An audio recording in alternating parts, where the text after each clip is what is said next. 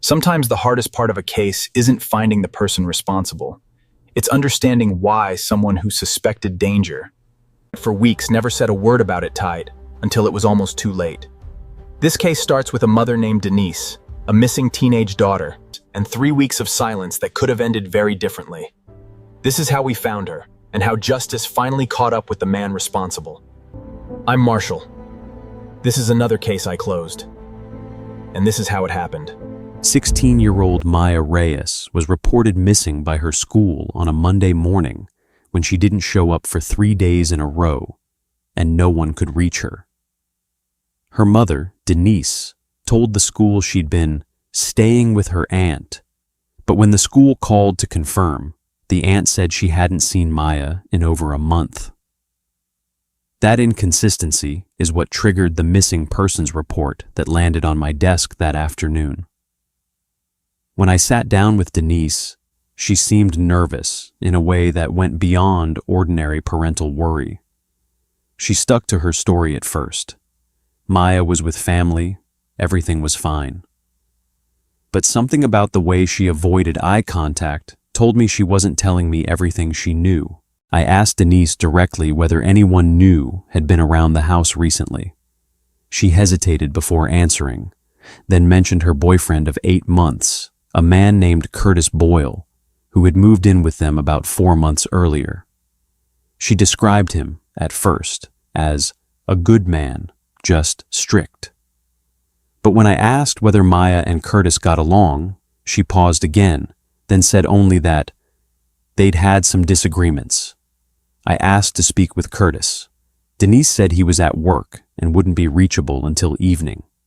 I left my card and asked her to call the moment she heard from Maya or thought of anything else that might help. 2 hours later, one of Maya's teachers called our tip line. She said Maya had come to her privately about 3 weeks earlier, visibly shaken, saying she didn't feel safe at home anymore, but she'd never elaborated, and the teacher hadn't been sure whether to escalate it at the time. I went back to speak with Denise again that same evening, this time more directly. I told her what the teacher had shared and asked her, plainly, if she believed Maya might genuinely be in danger.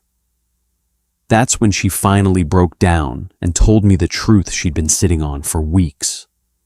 She said that about a month earlier, she'd noticed bruising on Maya's arm that Maya brushed off as falling off her bike. She said she'd asked Curtis about it directly, and he'd gotten defensive, accusing her of not trusting him. She admitted she'd chosen to believe him, partly because she didn't want to believe otherwise, and partly because she was afraid of being alone again after her divorce 2 years earlier. She said Maya had asked to go stay with her aunt permanently just 3 weeks before she went missing, and Denise had said no, telling her she was overreacting. It wasn't easy to hear, but it gave me the first real lead in the case, a name, a possible pattern, and a timeline that all pointed toward Curtis Boyle. Curtis Boyle, 39 years old, had a record that hadn't shown up in the initial background check tied to the household. A sealed case from another state involving a prior domestic dispute with a former partner's teenage daughter, resolved years earlier without formal charges. That kind of history doesn't prove guilt on its own, but combined with what Denise had shared, it was enough to make him my primary focus. When I finally reached Curtis that evening, his story didn't line up. He claimed Maya had left on her own 3 days earlier after an argument, and he assumed she'd gone to a friend's house. But when I asked which friend, he couldn't name one. Maya's actual friends, when I reached them, said they hadn't heard from her in over a week, far longer than the 3 days Curtis described.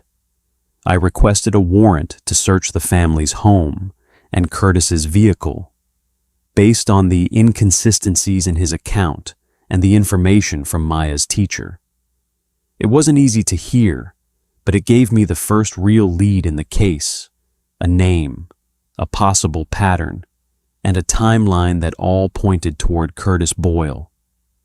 The search of the house didn't turn up much beyond confirming Maya's room looked untouched for longer than 3 days. Dust on surfaces, an unplugged phone charger, nothing suggesting a recent, hurried departure. But in Curtis's truck, we found a receipt from a storage facility about 20 minutes outside town, dated the same week Maya went missing. Neither Denise nor anyone else in the family knew anything about a storage unit. I got a warrant for the unit within hours.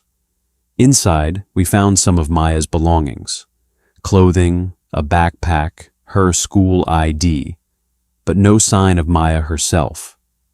That told us 2 things. Curtis had lied about not knowing where she was, and whatever happened, he'd taken steps afterward to remove evidence from the house. It also meant we were now working against the clock. We brought Curtis in for formal questioning, while a team worked to trace his movements over the prior 3 weeks using cell tower data and card transaction records.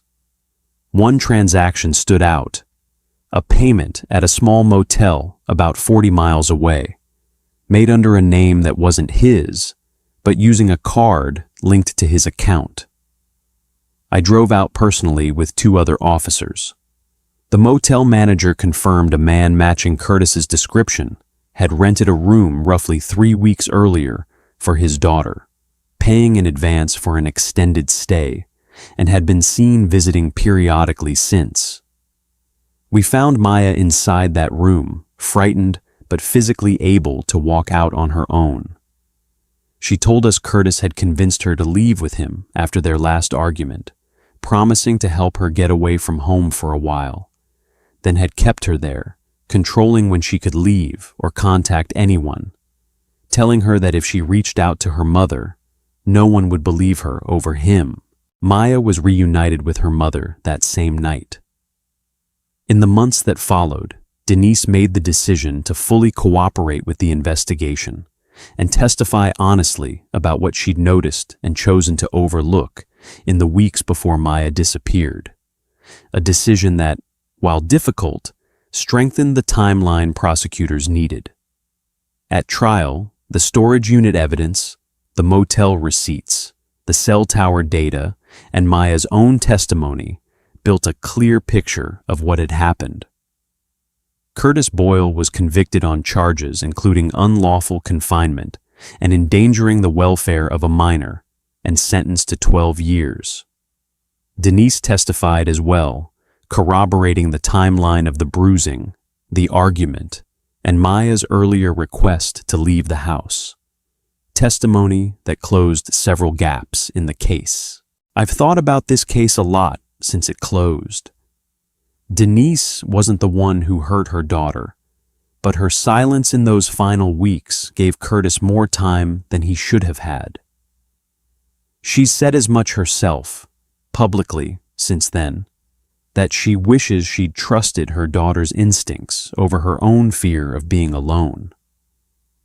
What ultimately changed the outcome wasn't just the investigation. It was Denise choosing, finally, to tell the truth the moment it mattered most. Maya is safe now, living with her aunt, the same one she'd asked to stay with weeks before any of this happened. Denise sees her regularly, and by every account I've heard since, they're rebuilding that trust one day at a time.